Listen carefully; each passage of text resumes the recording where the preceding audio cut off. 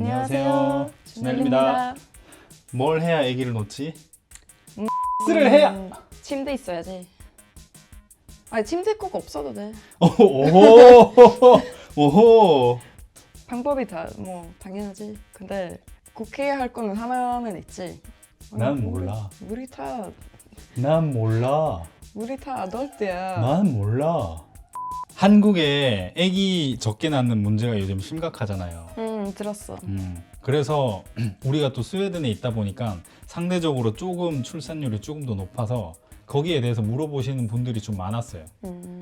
그리고 우리도 이렇게 오랫동안 만나고 있다 보니까 우리가 아기 언제, 그러니까 2세 계획이 언제 되는지 궁금해 하시는 분들도 있었어요. 많죠. 그래서 이렇게 좀 한 번에 묶어서 한번 말씀드리려고 이 영상을 만들었습니다. 스웨덴 출산율이 2021년 기준으로 1.52명이더라고요. 한국은 한 명 밑이야. 0.8명인가 그래. 7명인가 8명인가 그래. 그래서 약간 조금 더 높긴 한데 스웨덴이 한국보다 출산율이 조금 더 높은 이유를 결론부터 말씀드리면은 제가 여기 살아온 입장에서 생각하면 어떤 아기를 놓기 위해서 단순히 그냥 지원해주는 출산 정책 때문이 아니고 부부가 아기를 낳았을 때 나중에 얘가 행복할 거라는 믿음이 좀 있는 것 같아요. 스웨덴 사람들은 비교적으로 상대적으로 그러니까 한국에 없다 그 말이 아니고 상대적으로. 오케이. 제가 살면서 이제 스웨덴에 느끼는 거는 스웨덴은 조금 더 평등 사회를 많이 지향하는 것 같아요. 그 방법으로는 이제 교육과 제도인 것 같아요. 교육이 평등이라는 말은 한국도 물론 모든 사람이 대학을 가고 자기가 공부하고 싶으면 공부하고 제한이 전혀 없지만 약간 느낌이 다른 거는 한국은 엄청 입시 제도가 빡빡하고 대학에 들어가기 위해서 엄청난 많은 자원을 투자해야 돼요. 부모님도 그렇고 자식도 그렇고 뭐 시간이나 돈이나 다. 근데 이게 상대적으로 스웨덴은 그게 훨씬 낮아요. Is it because the competition is much higher in Korea? 좀 여긴 내신이랑 시험으로 갈 수 있는데 한국으로 치면은 수능에 해당되는 게 1년에 2번 있어요. 그리고 내신은 그냥 뭐 고등학교 살면서 하는 거고. 스웨덴에서 대학교 가기가 어떻지? 고등학교 졸업할 때 그 나오는 점수랑 그 할 수 있고 그 뭐 A 많이 받았으면 그 기회가 더 높고 아니면 그 어떤 테스트가 있어. 그거 꼭 안 해도 되고 해도 되고. 근데 그 둘 중에 뭐 입학할 수 있어. 그 테스트가 좋은 점수가 나오면 그 학교에 노력하는 기회가 더 높아지고.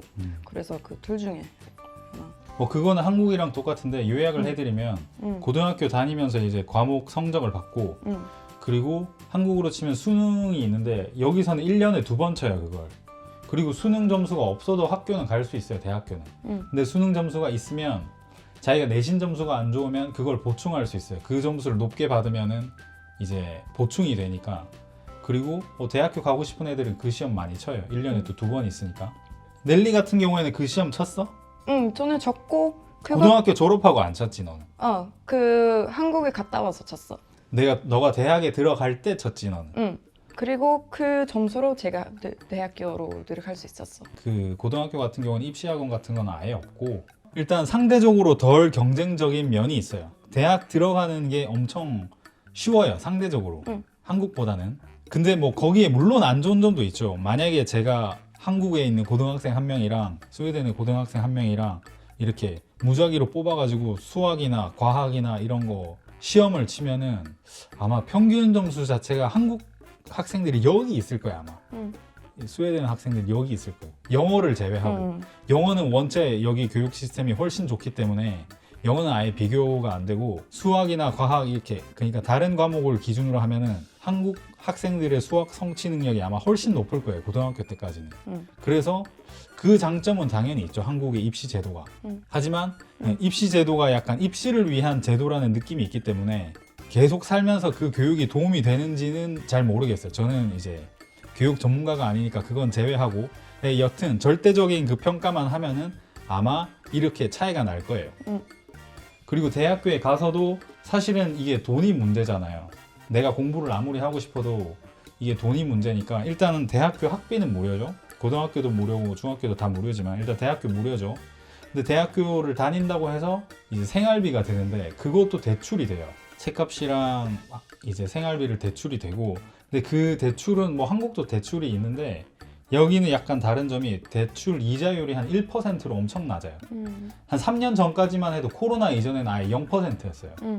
근데 코로나 이후에 좀 지금 경기가 많이 안 좋고 그게 변동이 일어가지고 지금 한 0. 몇 프로인가 1%대까지, 근데 1%대까지 올리는 걸로 들었어요. 이제 차츰차츰. 근데 지금 뭐 0. 몇 %대고, 그리고 그걸 상환하는 게 이제 자기 죽을 때까지 상환해요. 그리고 직업이 없으면 상환하지 않아요. 그 수입이 없는 기간 동안은 그 대출을 갚지를 않아요. 그래서 이제 대학교 들어가기는 한국보다 훨씬 쉽고, 들어가서는 이제 자기 생활비까지 받을 수 있으니까 이제 문이 활짝 열려 있어요. 완전히. 그리고 그 다음은 성평등인데, 사실은 모든 사람이 다 평등해야 되는 거죠. 한국인 모두가. 아이도 평등해야 되고, 어른도 평등해야 되고, 남자도 평등해야 되고, 여자도 평등해야 되고, 학생도 평등해야 되고, 군인도 평등해야 되고, 다 평등해야 되는데, 결혼의 경우에서는 남자랑 여자랑 결혼하기 때문에 제가 성평등이라고 이야기할게요. 성평등을 엄청 지향해요, 스웨덴에서. 물론 스웨덴에도 약간 고정관념이 있어요. 여자는 좀 섬세하고 디자인하고, 뭐 남자는 좀 더 강인하고 터프하고 그런 생각이 무조건 있어요. 근데 그거를 일단은 제도랑 시스템으로 좀 많이 보완해 놨어요. 엄마가 됐을 때 그렇게 부담스럽지 않아요. 물론 이제 신체적으로 변화가 있고 뭐 모든 게 다 변화해서 엄청 힘든 그거긴 하지만, 그러니까 자기 커리어 면에서 예를 들면은 자기가 이제 임신 때문에 휴가를 내면 그 대체자를 뽑죠. 그 대체자가 있는 상태에서는 그 사람 무조건 돌아올 수 있어요. 무조건. 물론 돈도 받고 자기 자리도 보장이 돼 있어요. 그리고 아기를 넣으면 아기 자체가 유치원도 무료죠. 학교도 무료죠. 초등학교도 무료죠. 중학교도 무료고 고등학교도 무료고, 그리고 학교에서 물론 밥도 주지만 그 애기들한테 책값처럼 이렇게 돈도 나와요. 애기 한 명 한 명한테, 스스로한테. 그래서 좀 부담이 많이 적어요. 그리고 또 상대적으로는 만약에 갓난 애기가 있는 엄마들 가장 걱정이 애기가 아플 때. 근데 스웨덴에서는 애기 아픈 휴가는 또 따로 있어요, 회사에. 자기 휴가 말고 애기 아플 때 쓰는 휴가는 따로 있어요. 그래서 뭐 예를 들어서 오늘 아침에 일어났는데 내 애가 열이 났다. 그러면 회사에 전화하고 애기 보는 거예요. 물론 그 증명은 해야 되겠지만 상대적으로 내 커리어에 대한 불이익은 적고, 그리고 금전적으로는 제도적으로 받침되어 있는 게 있으니까 엄마들이 약간 부담이 적어요. 그리고 스웨덴 전체적으로 보면 집안일 자체를 남자랑 여자가 거의 반반으로 해요. 내 생각에는 집안일은 남자가 조금 더 많이 하는 것 같아. 애기 낳았을 때는. 아, 아기 낳았을 때? 애기 낳았을 때는. 그게 왜냐면 엄마는 몸도 이렇게 아프고 애기 또 수유도 하고 이럴 시간이 많으니까 오히려 집안일은 남자가 더 많이 하는 것 같아요. 뭐 애기 학교 데려다 주거나 데리고 오거나 이런 거는 엄마들은 뭐 운전 잘 안 하는 경우도 있으니까 오히려 아빠가 더 많이 하고, 아빠가 뭐 요리하고 이런 거 자체도 약간 뭐 엄청 일반화돼 있어요. 거의 뭐 반반 하는 것 같고, 내 생각에는 애기 낳았을 때는 진짜 남자가 더 일 많이 하는 것 같아, 집안일은. 이러면 남자 입장에서 좀 억울할 수 있는데, 근데 이렇게 생각하면 또 달라. 생활비 반반 내, 집 살 때 뭐 돈 있으면 반반 내, 그리고 뭐 큰일 있을 때 같이 반반 내. 이렇게 생각하면 또 덜 억울해요. 왜냐면 집에 투자하는 큰 거에서는 거의 반반으로 투자하면, 뭐 물론 이제 커플마다 다르겠지만 보통 그런 경향이고, 남자랑 여자랑 돈을 반반 내는 느낌이 있어요. 그래서 그게 좀 덜 부담스러워요, 남자 입장에서도.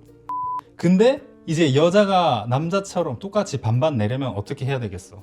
뭐 똑같이 벌어야지. 그래서 여자들이 직업을 가지는 걸 엄청 중요하게 생각해요. 근데 좋은 직업을 가지려면 좋은 교육이 있어야 되고, 근데 좋은 교육이 있으려면 또 돈이 있어야 되는데, 스웨덴은 그게 돼요. 약간 모든 사람들이 교육을 받을 수 있으니까, 내가 여자라도 아니고 내가 좀 사회적 약자라도 내가 뭐 대출을 내서 학교에 공짜니까 다니면 나중에 더 좋은 직업을 갖고 그 직업으로 뭘 할 수 있어요. 그러니까 이 시스템이 있어가지고 사람들이 약간 평등 사회를 많이 지향할 수 있어요. 그래서 결론을 말씀드리면 스웨덴에 뭐 출산 정책이라고 뭐가 딱 하나 있어가지고 그것 때문에 아기들을 많이 놓는 게 아니고, 사회 시스템 전체가 이렇게 관련이 있고 음. 이제 국민 전체의 평등이랑 행복이랑 많이 관련이 있는 것 같아요. 제가 살다 보니까. 한국 사람들이 얼마나 이렇게 똑똑합니까? 뭐 기저귀 값 더 주거나 이렇게 해서 아기를 절대 안 놓거든. 남자애가 성숙한 정도랑 여자애 성숙한 정도가 차이가 나서 여자애를 1년 정도 더 넣어서 출산율을 높인다. 이런 정책으로는 아예 이런 정책을 만드는 건 진짜 기발한 거죠. 뭐 말이 안 나오지만 그런 걸로는 똑똑한 한국 사람들이 절대 얘기 안 놓죠. 뭐 제가 보통 이렇게 저희 채널에서 비판을 하지 않는데 그 정책을 만드신 분들도 뭐 열심히 일을 했겠죠. 그래서 그런가? 그래서 뭐 그 사람에 대해서 비판하고 싶지는 않은데 하여튼 그런 정책 자체는 아예 진짜 동떨어진 이야기. 아예 왜 우리는 그러면 너는 스웨덴에 살면서 왜 애기 안 낳냐? 그렇게 좋다며 이렇게 말할 수도 있거든. 왜 우리는 그렇죠? 뭐 이유 여러 개 있지. 전 학생이고. 네. 넬리는 이제 그걸 만들기 위해서 학교를 다니고 있는 거고 좋은 직업을 위해서.